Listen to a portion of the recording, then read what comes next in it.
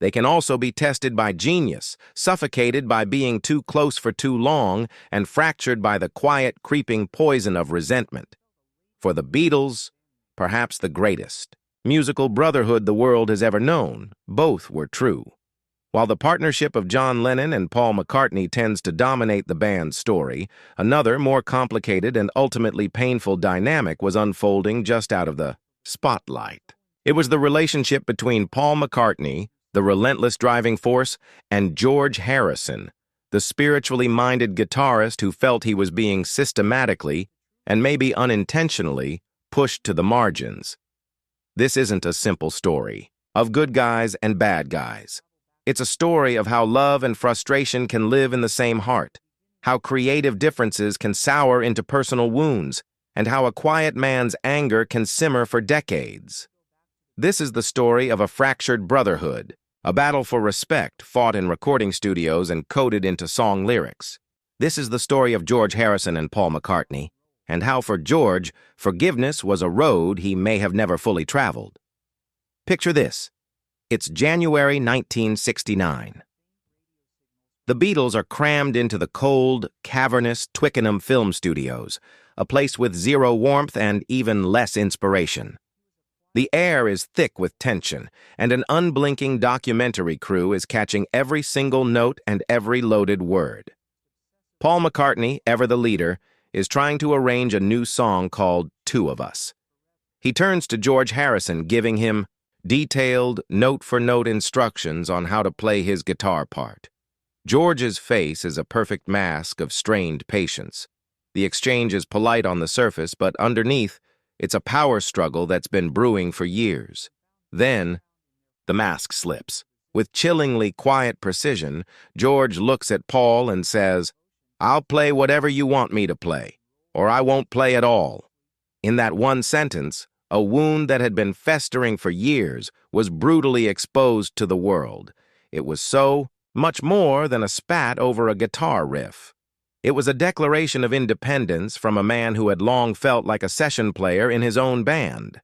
This moment was the breaking point after years of feeling creatively sidelined and personally dismissed by the man who was supposed to be his brother. It was the sound of a feud solidifying, a resentment that would simmer for decades and define their relationship right up until the very end. To understand the fracture, you have to go right back to the beginning.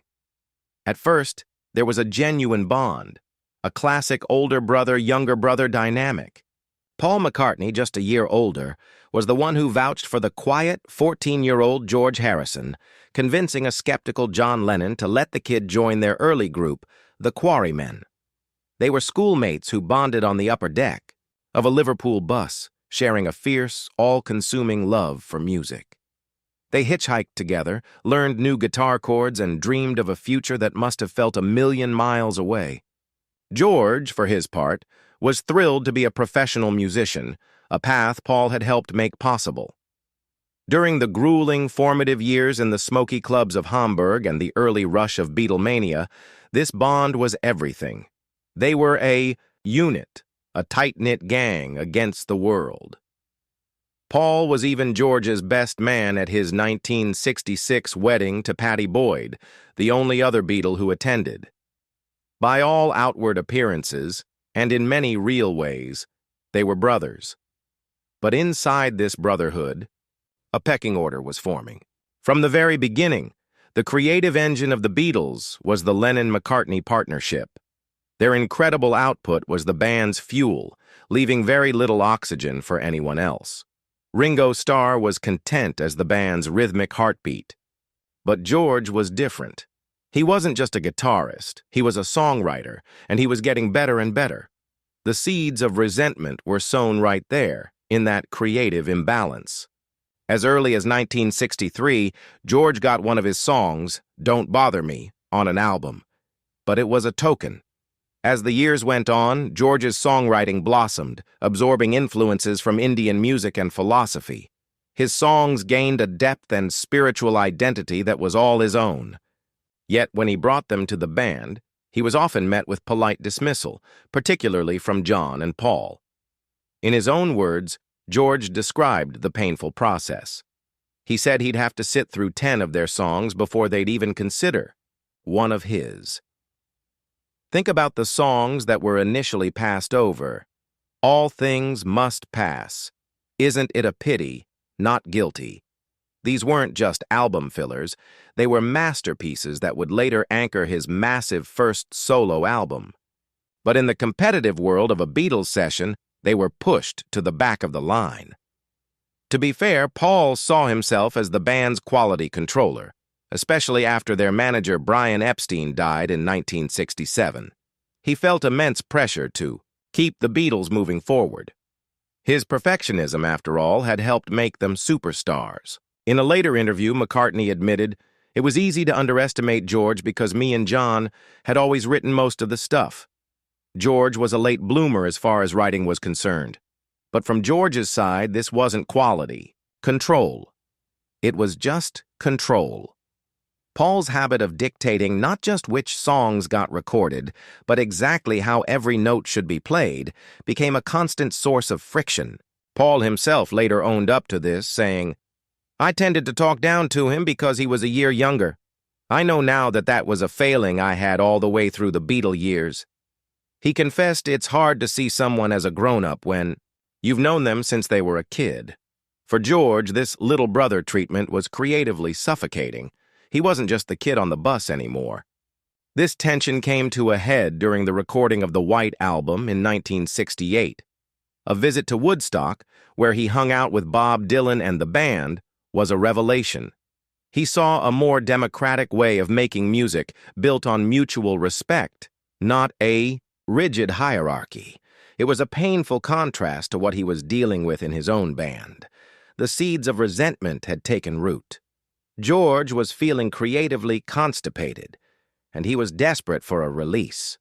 The breaking point was right around The Corner, January 1969, the infamous Get Back sessions. The idea, pushed by Paul, was for the band to return to their roots, rehearse a new album, and play their first live show in years. But instead of capturing a creative rebirth, the cameras documented a painful collapse. The cold, sterile studio mirrored the band's emotional state. John Lennon, wrapped up in his new life with Yoko Ono, often seemed disengaged. This left a power vacuum that Paul, by nature, filled. He became the de facto director of the sessions, relentlessly trying to pull material from his bandmates and arranging the songs with a micromanaging intensity that grated on everyone. No one felt this more than George. The years of frustration were now boiling over. The cameras caught it all. The dismissive body language, the sarcastic comments, the tension you could cut with a knife. The famous argument over Two of Us wasn't a one-off. It was the most visible symptom of a deeper problem. When Paul tried to dictate his guitar part, George, fresh from his experience in Woodstock, felt patronized. His quiet, seething response, "I'll play whatever you want me to play, or I won't play at all," was the sound of a man who had hit his limit. He wasn't just talking about a guitar part anymore. He was talking about his entire role in the band. In the anthology documentary, George explained his mindset. Paul couldn't see beyond himself. In his mind, everything that was going on around him was just there to accompany him. He wasn't sensitive to stepping on other people's egos or feelings.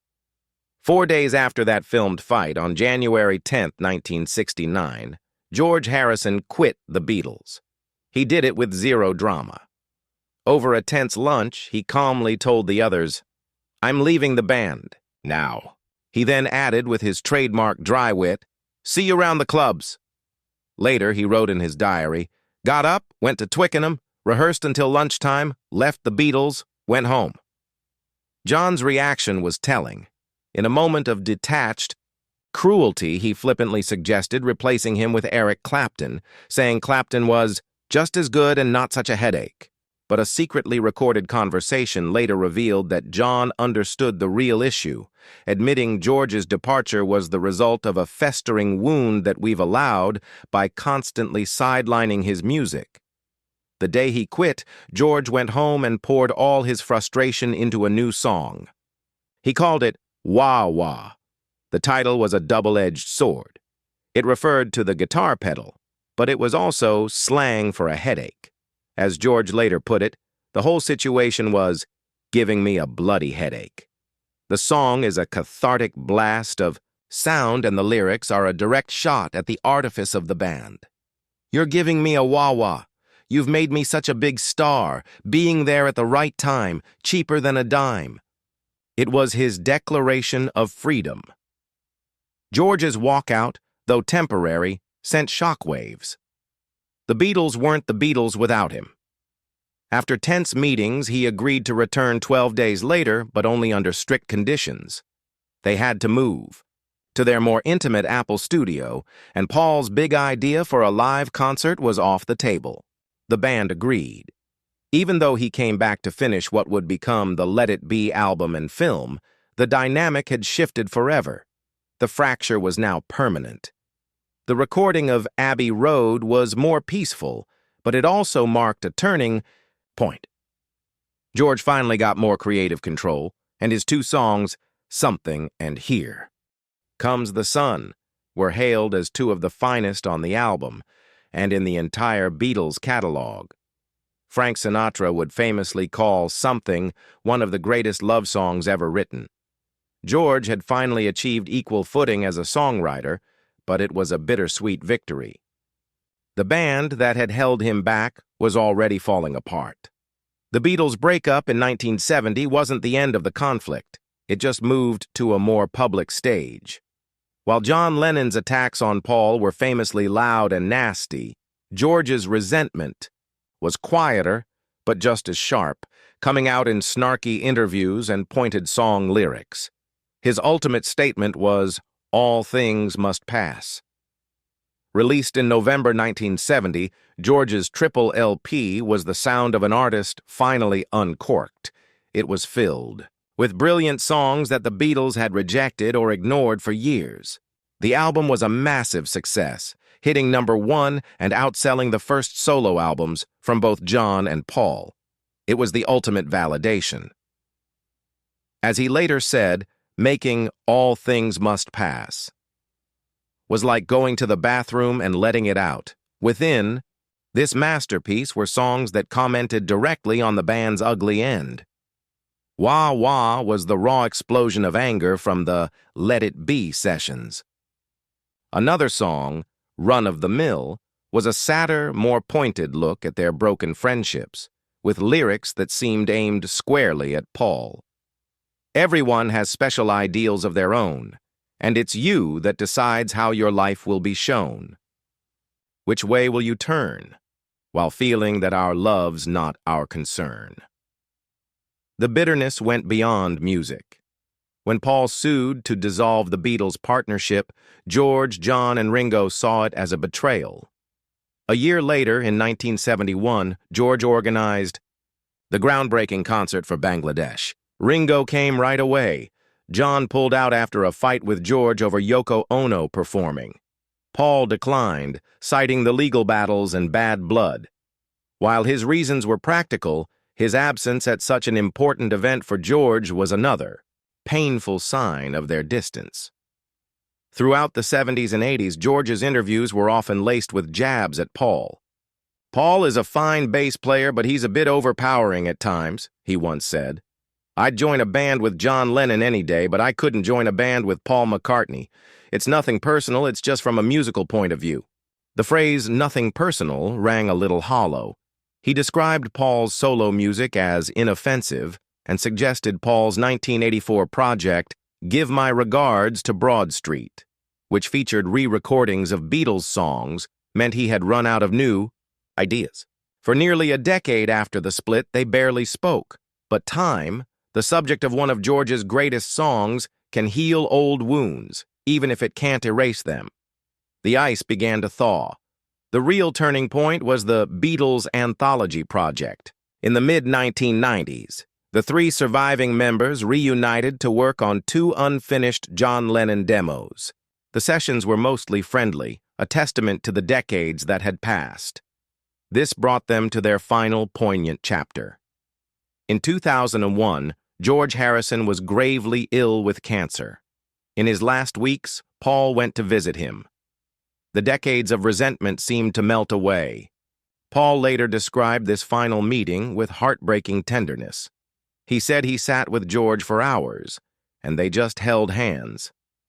"It's funny, even at the height of our friendship, as guys, you would never hold hands," Paul recalled. "It just wasn't a Liverpool thing, but it was lovely." Paul felt he was with his baby brother again. They joked and shared memories, finding a moment of peace.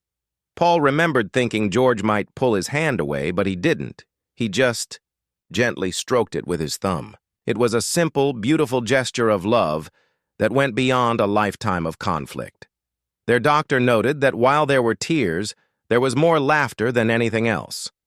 The meeting meant the world to George. George Harrison died on November 29, 2001. He passed away in a Los Angeles property owned by Paul, a final act of care from his old friend. So, did George Harrison ever truly forgive Paul McCartney? The answer isn't a simple yes or no.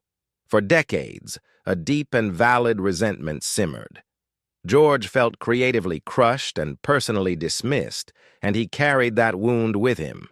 His solo success was his proof. His interview comments were his.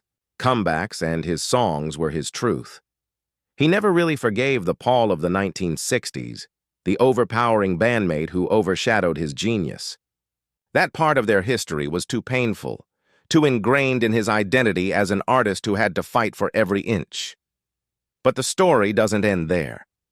In those final quiet moments, another truth came to light. The forgiveness that mattered most wasn't about forgetting the past, but about finally acknowledging the profound, unbreakable bond that lay underneath it all. The baby brother that Paul saw in George's final days was always there. The shared history, the inside jokes, the unspoken understanding that only 4 people on Earth could ever truly share. That was real, too. Their final meeting didn't erase the decades of frustration. It was a peaceful acknowledgement of a much longer journey. It was a story that started on a school bus in Liverpool and ended with 2 old friends holding hands, finding peace not in forgetting their battles, but in remembering their brotherhood. The resentment was real. The anger was justified. But in the end, love had the final word. What are your thoughts? Was George's frustration with Paul justified? And what's your favorite George Harrison song that the Beatles passed on? Let us know in the comments. We love digging into the complex stories behind the music. If you enjoyed this look into one of rock's most complicated friendships, make sure to subscribe and hit that notification bell so you don't miss what's next. Thanks for watching.